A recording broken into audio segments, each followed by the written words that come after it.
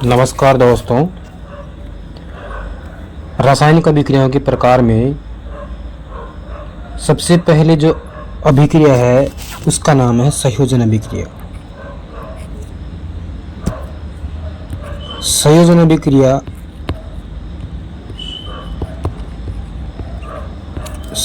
अभिक्रिया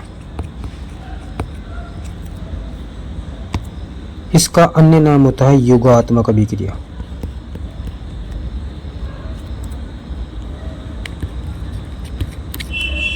अभिक्रिया को स्रोत में लिख रहा हूं मैं। दरअसल इस अभिक्रिया में क्या होता है, दो या इससे अधिक, एक फॉर्मेट लेता हूं, दो या दो से अधिक अभिकारक मिलकर एकल उत्पाद का निर्माण करते हैं। इस तरीके से अपन इस अभिक्रिया की परिभाषा बना सकते हैं। ऐसी अभिक्रिया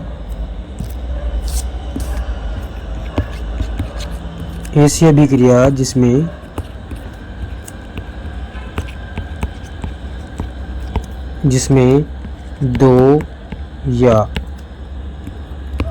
दो से अधिक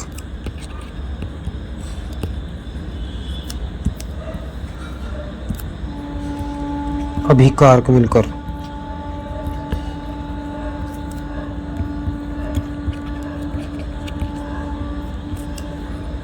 एकल उत्पाद का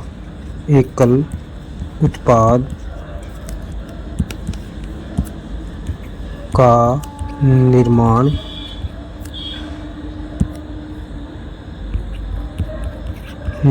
करते हैं। क्या कहलाती है? संयोजन या योगात्मक अभिक्रिया। उदाहरण देखते हैं इसका। पहला उदाहरण है कोयले का दहन।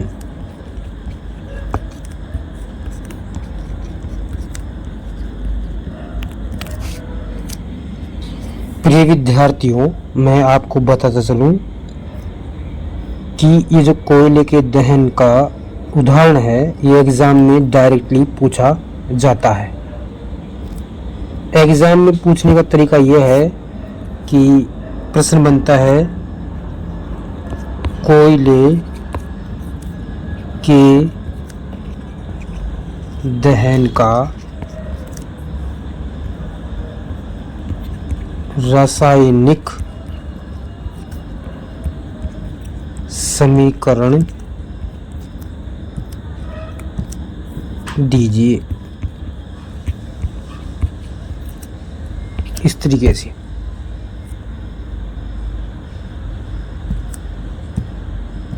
आपको याद रखना है, याद कीजिए कि कोयले में कौन सा तत्व विद्यमान रहता है। कोयले में होता है कार्बन, और दहन करने के लिए, दहन का मतलब होता है जलाना, जलाने के लिए ऑक्सीजन की आवश्यकता होती है। एक मिनट, इनकी फिजिकल स्टेट्स भी लिखते हैं। कार्बन सॉलिड अवस्था में होता है, ऑक्सीजन गैस। क्या बनेगा? कोयले को जब जलाएंगे तो कार्बन डाइऑक्साइड गैस निकलती है। यह है इसका रासायनिक समीकरण, और ये संयोजन अभिक्रिया का उदाहरण भी है। आगे अन्य उदाहरण देखते हैं। एक उदाहरण आपने जरूर देखा भी होगा, प्रयोग भी किया होगा। दीपावली के अवसरों पे आप अपने घरों की पुताई करते हैं, और पुताई करने के लिए या सफ़ेदी करने के लिए जिस पदार्थ का इस्तेमाल करते हैं उसको बोलते हैं भुजा हुआ चूना। हम देखते हैं इसके ज़रिए समझते हैं या इस तरह से लिख सकते हैं, बुझे हुए चूने के निर्माण का समीकरण लिखिए।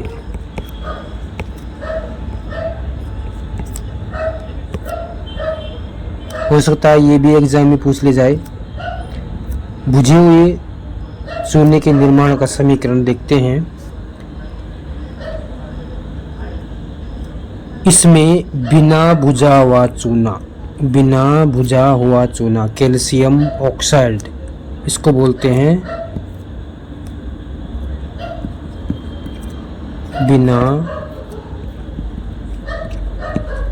बुझा, एक मिनट, बुझा हुआ चूना।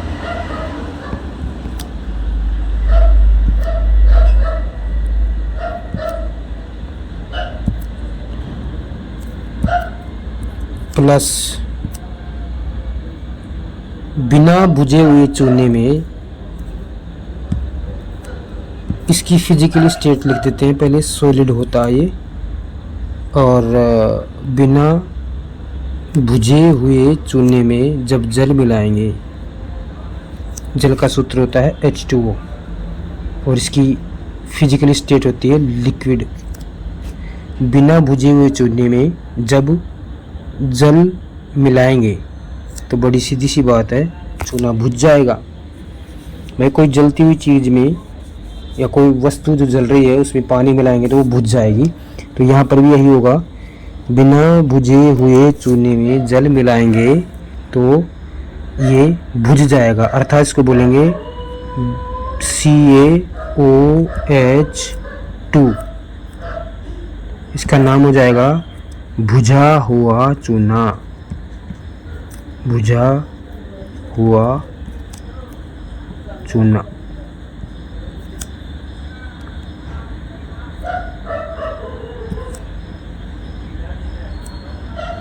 यहाँ स्पेशल पॉइंट लिख देता हूँ मैं। ये जो CaO है, इसका रासायनिक नाम होता है कैल्शियम ऑक्साइड। ये भी आपको याद रखना है। और जो जल होता है H2O, इसका रासायनिक नाम होता है ऑक्सीडेन।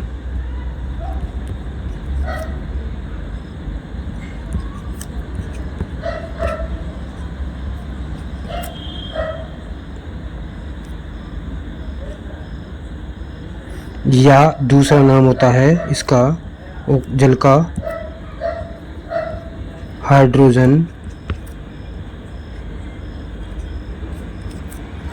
Mono oxide.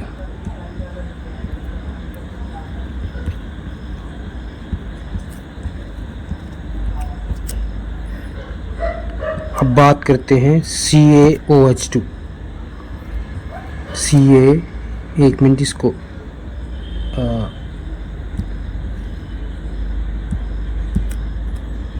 CaOH2, इसका रासायनिक नाम होता है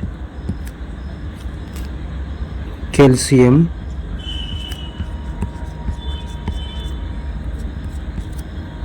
हाइड्रोक्साइड।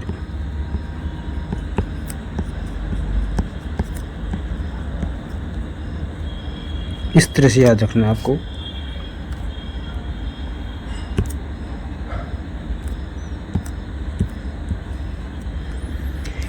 तो समझ गए होंगे कि किस तरीके से, जैसे मान लो आपने घर पे ज़रूर प्रयोग भी किया होगा कि कोई बाल्ट लेते हैं या फिर कोई मटके लेते हैं, जो भी, उसमें आपने बुझा हुआ चूना डाल दिया। जैसे मान लो मैं ले लेता हूँ परखनली, एक बीकर ले लेता हूँ, बीकर, और बीकर में ये मान लो ये डाल दिया मैंने बिना भुजा हुआ चूना, यानी CaO। अब तो आप समझ गए होंगे बिना भुजे हुए चूने का सूत्र होता है CaO या कैल्शियम ऑक्साइड। अब इसमें मैं जल मिलाऊंगा,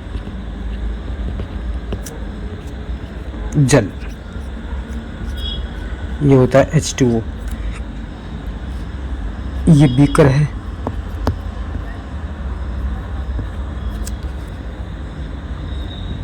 तो आप क्या देखते हो,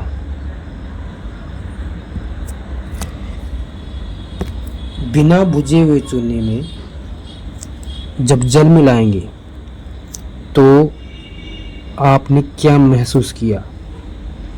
आप पाएंगे कि जब इसको छुओगे आप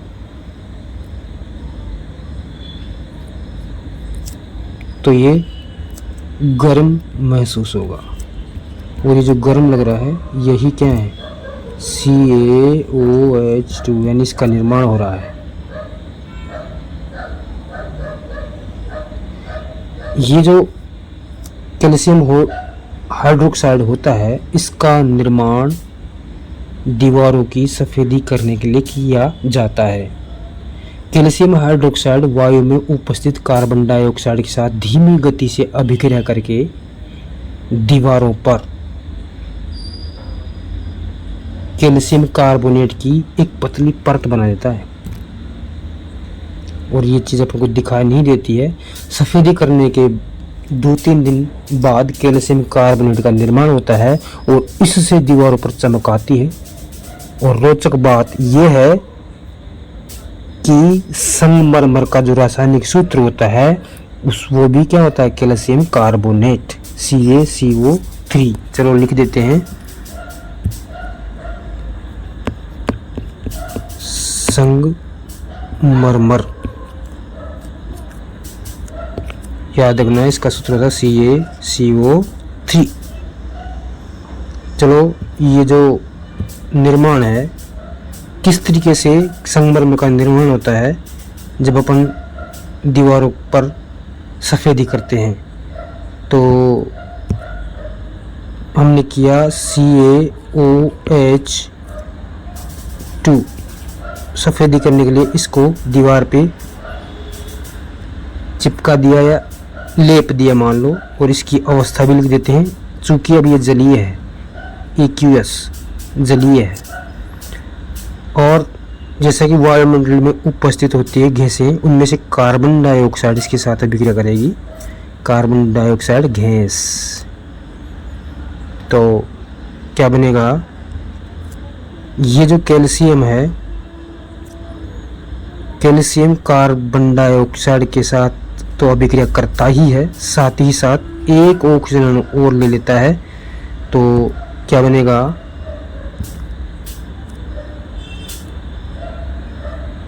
CaCO3। जरा बताइए अब यहाँ पर कौन कौन से तत्व बच रहे हैं? हाइड्रोजन के 2 अणु, हाइड्रोजन के 2 अणु प्लस एक ऑक्सीजन, तो क्या बन गया, जल। ये लिक्विड फॉर्म में है। और ये जो कैल्शियम कार्बोनेट होता है, ये सॉलिड अवस्था में है, इस तरीके से।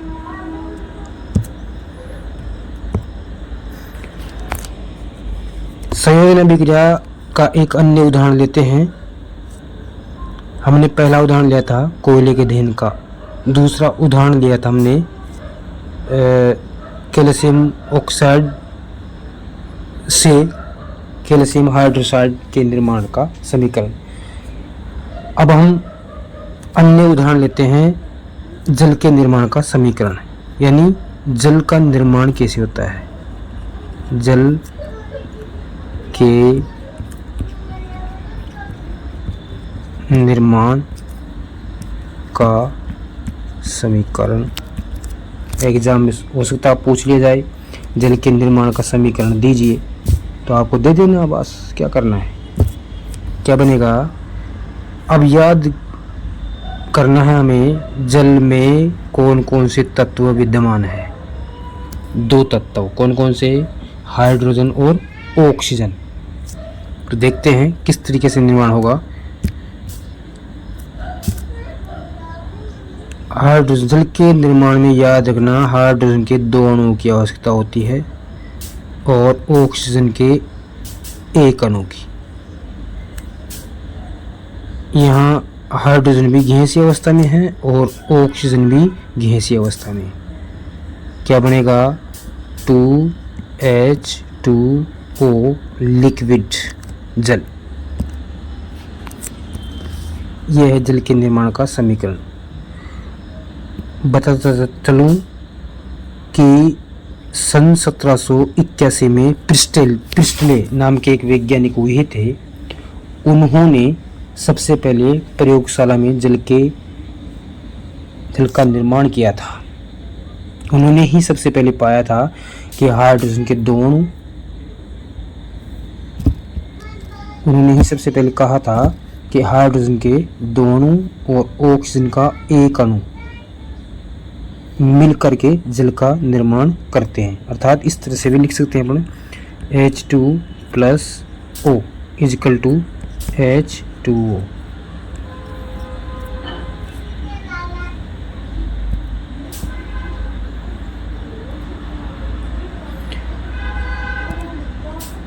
अर्थात हम कह सकते हैं कि ऐसी अभिक्रिया जिसमें 2 या 2 से अधिक अभिकारक मिलकर एकल उत्पाद का निर्माण करें क्या कहलाती है?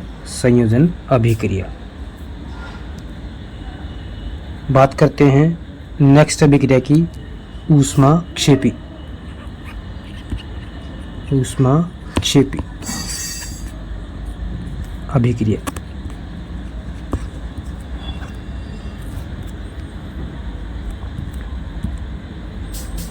इस अभिक्रिया में क्या होता है देखते हैं। पहले इसका उदाहरण लिखते हैं। पहला उदाहरण इसका प्राकृतिक गैस का दहन। एग्जामिनर इसको इस तरीके से पूछ लेता है सीधे सीधे, प्राकृतिक गैस के दहन का समीकरण दीजिए। तो आपको यही याद रखना है कि प्राकृतिक गैस का समीकरण लिखने जा रहे हैं।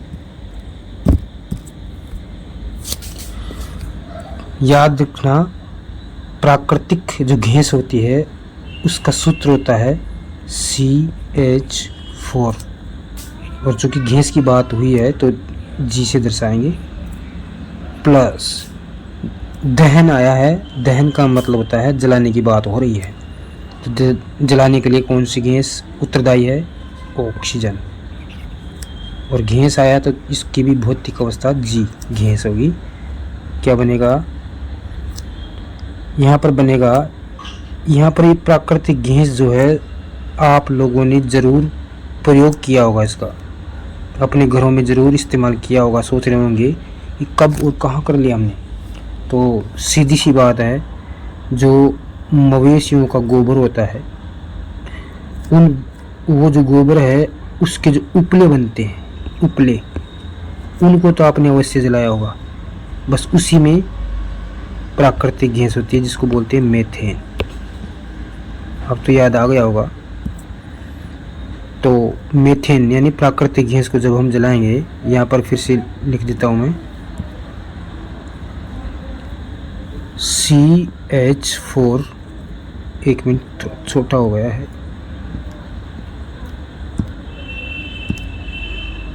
CH4 गैसीय अवस्था प्लस जलाने के लिए oxygen G।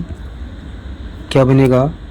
Carbon dioxide gas निकलेगी और क्या निकलेगा? जल। 2H2O। ये भाप के रूप में, याद रहे, ये लिक्विड फॉर्म में नहीं, ये भाप के रूप में निकलेगा। और एक और चीज़ निकलेगी, और वो तो आप महसूस कर ही रहे होंगे, ऊर्जा। अरे भाई, जब आप उपलों को जलाओगे तो ऊर्जा यानी गर्मी अनुभव नहीं करते हो। सर्दियों में याद किया होगा, सर्दियों में अलाव जला के बैठते होंगे, तब महसूस अवश्य किया होगा कि प्राकृतिक गैस या उपलों को जलाते हो तो कार्बन डाइऑक्साइड भी निकलती है और भाप के रूप में जल भी निकलती है और एक जो चीज़ निकलती है ऊर्जा। ये तो यदि मैं आपसे पूछूं कि ऊष्माक्षेपीय अभिक्रिया की परिभाषा दीजिए तो बना पाओगे? चलो देखते हैं। यहाँ इसकी डेफिनेशन लिखते हैं, परिभाषा। डेफिनेशन किसकी? ऊष्माक्षेपी अभिक्रिया की। बिल्कुल सिंपल सी परिभाषा है, लिखेंगे ऐसी अभिक्रिया, ऐसी अभिक्रिया जिसमें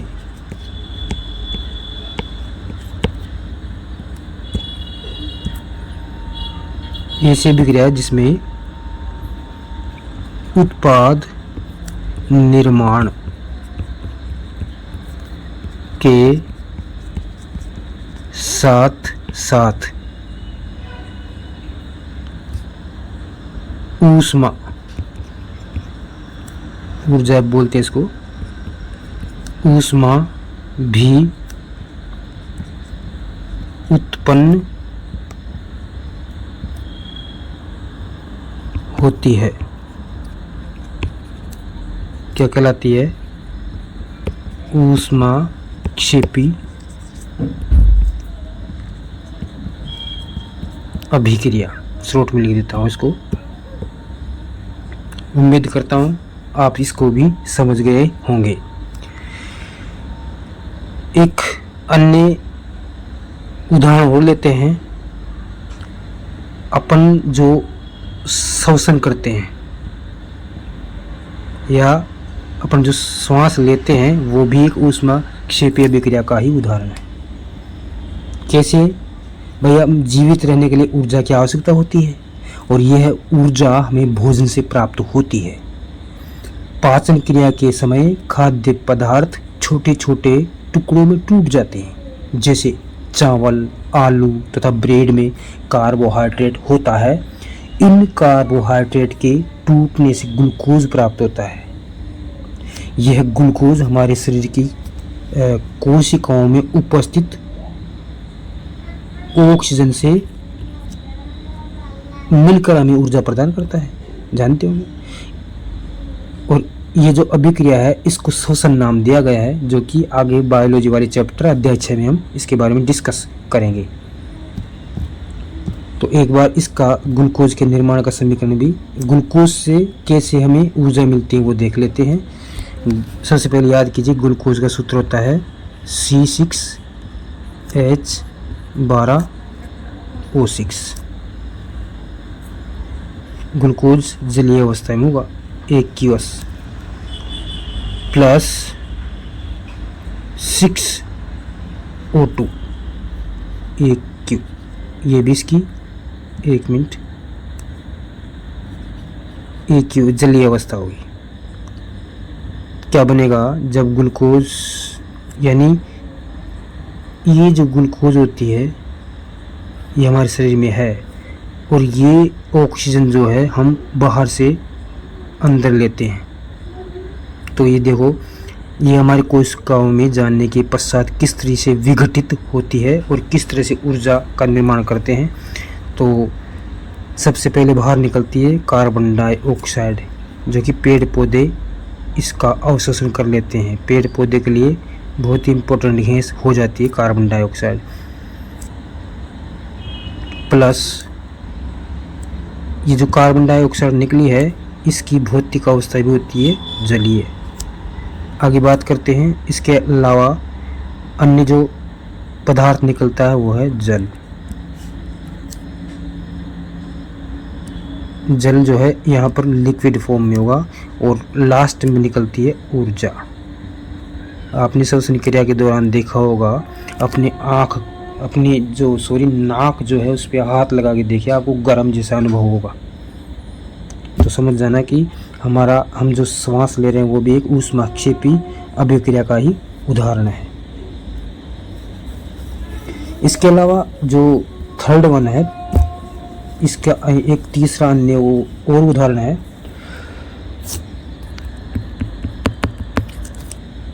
शाक सब्जियों यानी जो वनस्पति द्रव्य होता है के विघटित होकर कंपोस्ट बनाना भी एक ऊष्माक्षेपी अभिक्रिया का ही उदाहरण है। देखा होगा आपने मवेशियों की जो गाद होती है, मवेशियों की के अपशिष्ट और अन्य साग सब्जियां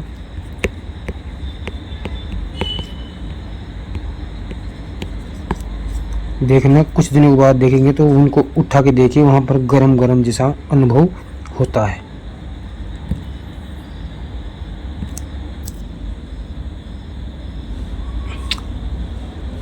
अब इस अध्याय की अगली अभिक्रिया के बारे में बात करते हैं, वियोजन अभिक्रिया। दूसरे नंबर पर आती है तीसरे नंबर पर बात करते हैं। तीसरी जो अभिक्रिया है वियोजन अभिक्रिया।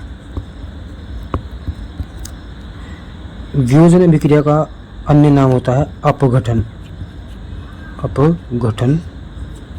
अभिक्रिया।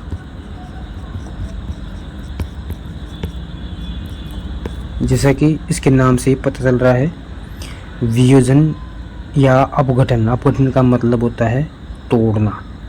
बात करते हैं इसके बारे में। एक उदाहरण के जरिए समझते हैं। उदाहरण, जैसे मान लो अपने पास कोई पदार्थ है, फेरस सल्फेट, इसको अपन गर्म करेंगे। ये जो त्रिभुज की जैसा चिन्ह है, इसको बोलते हैं डेल्टा। याद रखने के लिए है सिर्फ डेल्टा। इसका मतलब होता है गर्म कर रहे हैं, यानी यहां मैं लिख देता हूं ऊष्मा।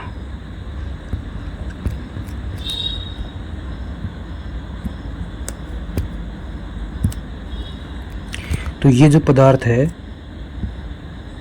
छोटे छोटे टुकड़ों में टूटना प्रारंभ हो जाएगा। कैसे? Fe2O3, ये जो फेरस सल्फेट है ये प्रकृति में ठोस अवस्था में है, सॉलिड, और Fe2O3 ये भी सॉलिड, ठोस।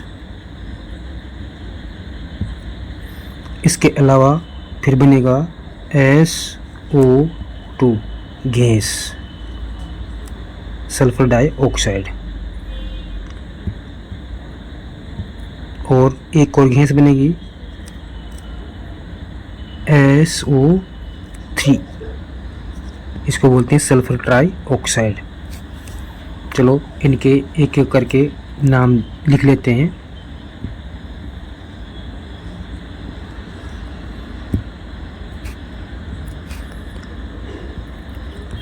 फेरस सल्फेट का सूत्र होगा FeSO4।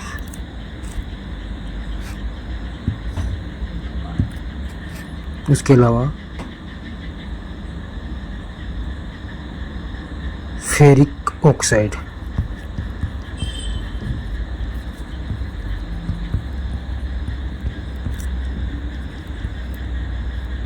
फेरिक ऑक्साइड का सूत्र होता है Fe2O3। फिर है सल्फर डाइऑक्साइड,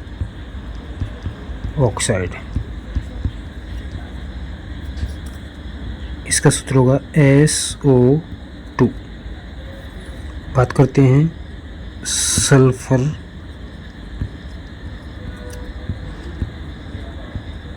ट्राइऑक्साइड,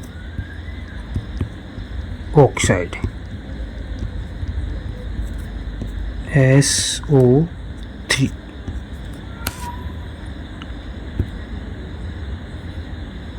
चलते चलते एक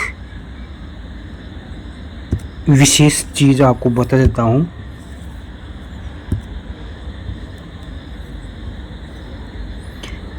कोई भी, जैसे मान लो CO2 है, इसका अगर अपन नाम लिखना चाहे तो कैसे लिखेंगे? ये कार्बन का संकेत चिन्ह है, C किसका संकेत चिन्ह है? कार्बन का, और ये ऑक्सीजन का। तो देखिए कैसे बनाएंगे सूत्र। कार्बन और दो को बोलते हैं डाई, कार्बन डाई ऑक्साइड। क्या बनेगा? Carbon dioxide. उसी तरह से आगे बात करते हैं SO2। S सल्फर का संकेत चिन्ह होता है, तो बोलिए सल्फर, और दो को बोलते हैं डाई, सल्फर डाई और ऑक्साइड। इस तरीके से आगे देखते हैं। और उसके अलावा NO2, इसको N को नाइट्रोजन, 2 को डाई और ऑक्सीजन को ऑक्साइड, नाइट्रोजन डाई ऑक्साइड। इस तरीके से। अब यदि यहाँ पर 2 की बजाय, ऑक्सीजन के 2 की बजाय 3 हो जाए तब, तो जैसे SO3, S किसका संकेत चिन्ह है? सल्फर का, सल्फर 3 को बोलते हैं ट्राई। ये तो हो गया डाई, और 3 को बोलते हैं ट्राई। Sulphur try oxide. बात करते हैं जैसे NO3, क्या बनेगा? Nitrogen try oxide. इस तरीके से हम इनके सूत्र याद रख सकते हैं।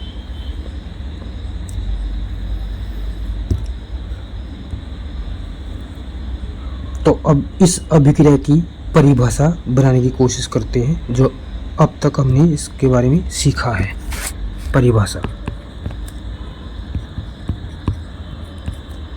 बिल्कुल आराम से देखते हैं। इसकी डेफिनेशन लिखेंगे। ऐसी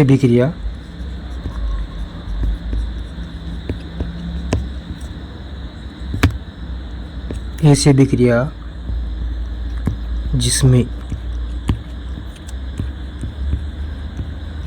एकल अभिकर्मक टूटकर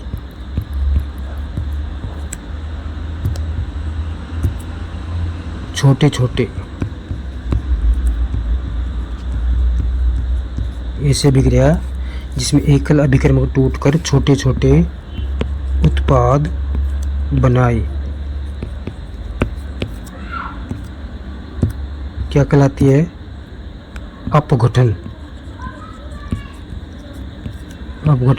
अभिक्रिया कहलाती है। ये याद रखना है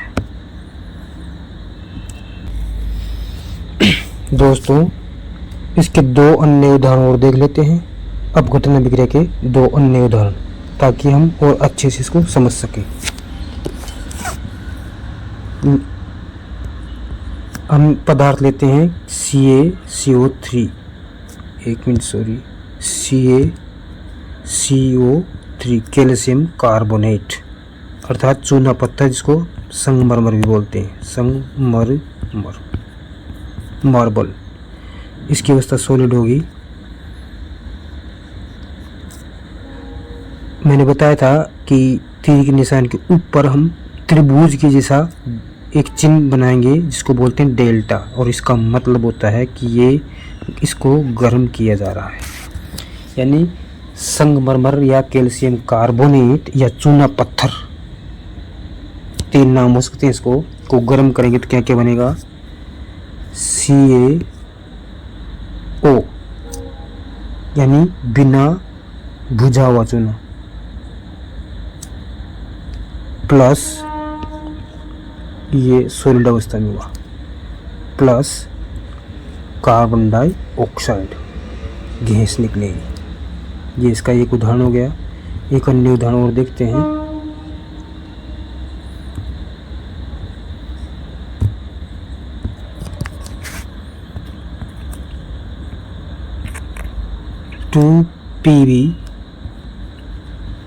PbNO3 सॉलिड अवस्था में। इसका नाम है लेड नाइट्रेट। नाम लिख लो साथ ही साथ, लेड नाइट्रेट।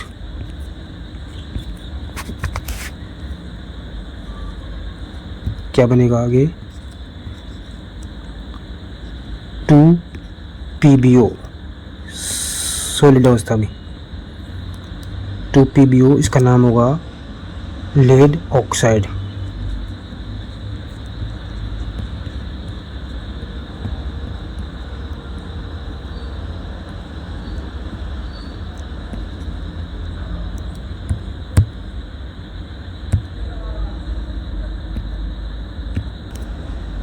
लेड ऑक्साइड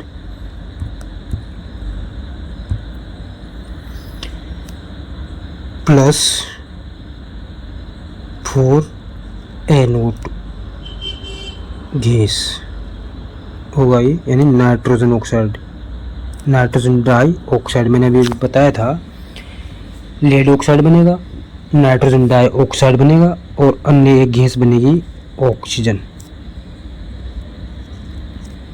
यानी उपरोक्त उदाहरणों के आधार पे हम कह सकते हैं कि ऐसी अभिक्रिया जिसमें एकल अभिकारक यानी कोई एकल अभिकारक है जो टूटकर छोटे छोटे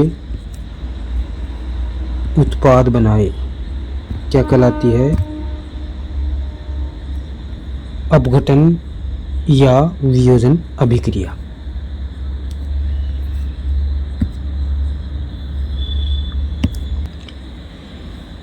प्रिय विद्यार्थियों, इस अभिक्रिया को और बेहतर समझने के लिए अन्य दो एग्जाम्पल और लेते हैं। एग्जाम्पल है 2AgCl। इसका रासायनिक नाम है सिल्वर क्लोराइड। लिख लेता हूं मैं, सिल्वर क्लोराइड।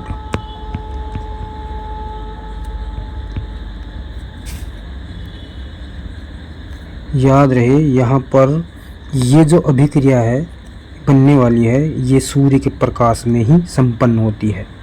यह लिखता हूँ मैं, सनलाइट। यह अभिक्रिया सूर्य के प्रकाश में ही संपन्न होती है।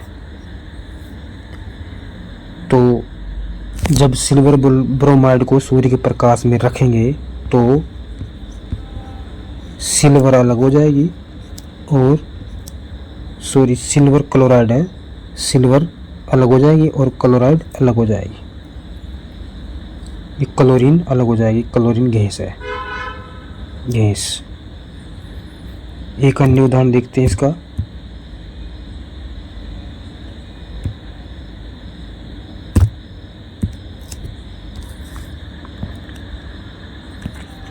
(2AgBr) silver bromide. इसका नाम है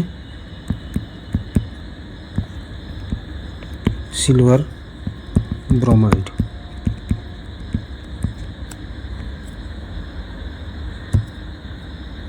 ये भी सूर्य के प्रकाश में ही संपन्न होगी, सनलाइट। यहाँ पर भी जब सिल्वर ब्रोमाइड को सूर्य के प्रकाश में रखेंगे तो सिल्वर अलग हो जाएगी और ब्रोमीन जो गैस है वो अलग हो जाएगी।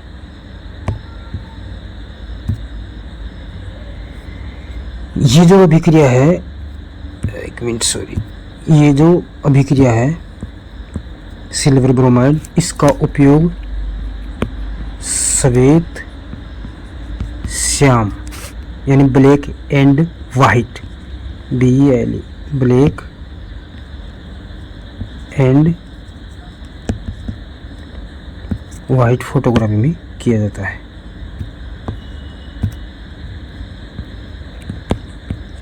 इसका उपयोग ब्लैक एंड वाइट फोटोग्राफी में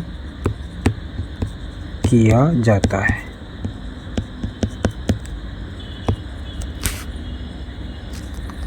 तो ये हमने अब तक देखे संयोजन, ऊष्माक्षेपी और वियोजन विक्रियाओं के बारे में और उनके कुछ इम्पोर्टेंट उदाहरण भी देखे।